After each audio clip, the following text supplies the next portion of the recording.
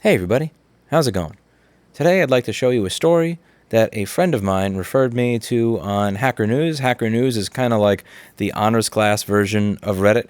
It says here, tell Hacker News, never search for domains on GoDaddy.com. I searched a few days ago for felons.io, looked for unique names for a simple game. I didn't know if I wanted it or not. I guess GoDaddy decided for me. One day ago, created on November 16th, 2020 by GoDaddy.com LLC.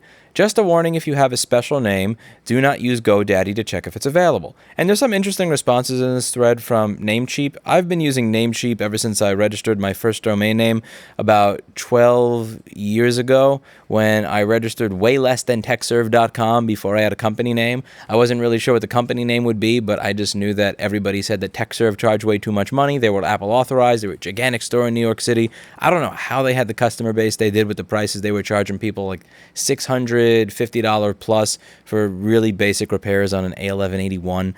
So we registered the domain name way less than techserve.com because it was easy for people to remember, and it also said what you should expect to get. So I've been using Namecheap for the past 12 years. I've liked them. I've never had this type of issue where I go to look up a domain name, and right after I go to look up the domain name, it immediately gets taken. I don't really know how to confirm this, which is why I'm just kind of asking your experience. Have you had this experience with GoDaddy where you go to look up a domain name and you see that it's never been registered before, and after you see that it has not been registered before, it magically just gets registered out from under you, which is kind of a weird coincidence for a domain that's never been registered before, and just kind of weird. Usually Mr. Clinton sits on the armchair, but recently there's been BlackBerry sitting on the armchair. She usually doesn't get to go on the armchair because anytime she gets on the chair, Mr. Clinton will run up and knock her off. I'm kind of happy that she's getting to sit on the armchair with me.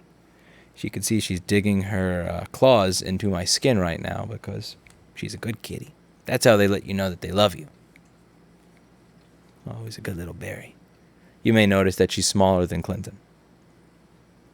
But she's so cute. She's so beyond cute. Good girl. Good girl. That's it for today. And as always, I hope you learned something. I'll see you all in the next video. Bye now.